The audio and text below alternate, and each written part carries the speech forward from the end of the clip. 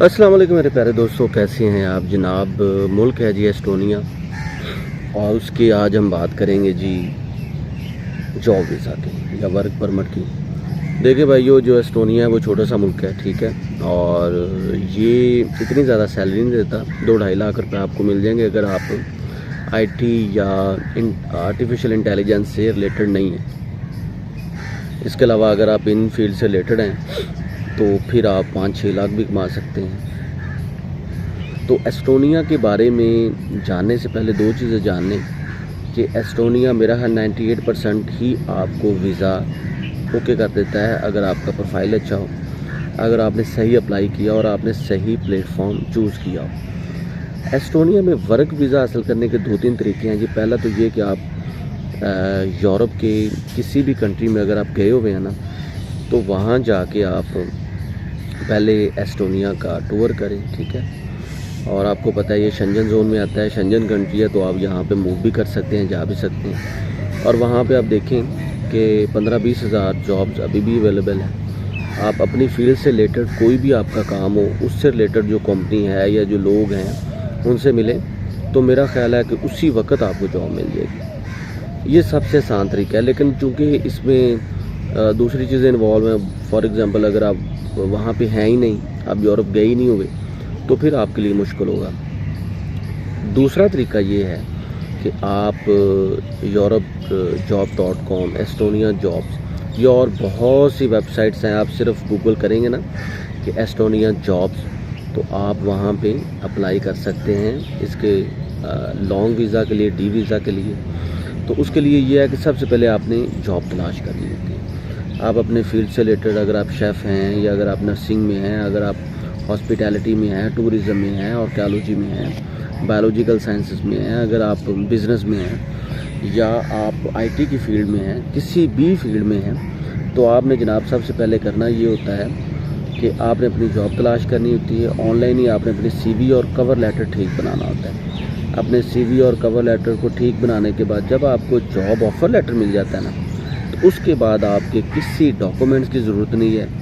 Then आप directly apply कर सकते हैं जी वीज़ा के लिए। तीसरा तरीका ये होता है कि कुछ वेबसाइट्स हैं जहाँ पे ऑनलाइन आप फॉर्म फिल कर सकते हैं, ठीक है, और ऑनलाइन जॉब्स के लिए फॉर्म फिल कर सकते हैं। और आपकी कैपेबिलिटी के मुताबिक, आपकी एक्सेल जो आपके अंदर है, जो आपके अंदर सलाहियत है, उसके मुताबिक ख़ुद ही आपको जो एम्प्लॉयर्स होते हैं वो आपको सू करते हैं, आपकी ईमेल पे आपको ईमेल करते हैं, आपकी सीवी को जानते हुए फिर आपसे कांटेक्ट करते हैं और फिर आपको जॉब ऑफ़र लेटर देते हैं और अगला प्रोसेस स्टार्ट हो जाता है। तब जहाँ तक इसकी वीज़ा एप्लीकेशन का ताल्लुक है, तो इसका तरीक़ेकार ये होता है कि सबसे पहले आपके पास डॉक्यूमेंट्स पूरे होने चाहिए। डॉक्यूमेंट्स में आपका पासपोर्ट, इसके अलावा जनाब जॉब ऑफ़र लेटर, इसके अलावा आपकी जो जॉब से रिलेटेड जो आपका सर्टिफिकेट्स हैं, आपके एक्सपीरियंस लेटर, वो होने चाहिए। आपका NTN, आपकी बैंक स्टेटमेंट, आपकी हेल्थ इंश्योरेंस, आपका पुलिस करेक्टर सर्टिफिकेट, आपकी अगर ट्रैवल हिस्ट्री है तो वेल एंड गुड। इसके अलावा आपके एकेडेमिया के डॉक्यूमेंट्स, अटेस्टेड डॉक्यूमेंट्स मोफा से, HCC से, और फॉर्म फिल। इन तमाम चीज़ों को आपने कवर करना होता है, अपॉइंटमेंट लेनी होती है।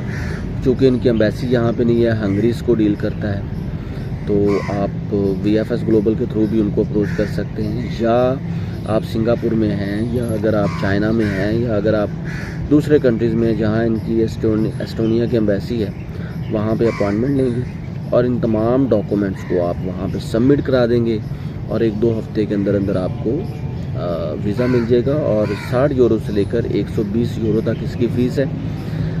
60 यूरो इसलिए कहा कि अगर आप फैमिली के किसी बंदे को साथ लेके जा रहे हैं तो छोटा अगर बच्चा है तो वो 60 यूरो, अगर आप एडल्ट हैं मुकम्मल तौर पर, अगर आप बड़े हैं 20 साल से आपकी ज़्यादा उम्र है, 7 साल से ज़्यादा उम्र है, तो फिर आपको 120 यूरो तक आपको फ़ीस देना होगी सिंगल एंट्री के साथ। और 1 साइड की टिकट आपके पास होनी चाहिए।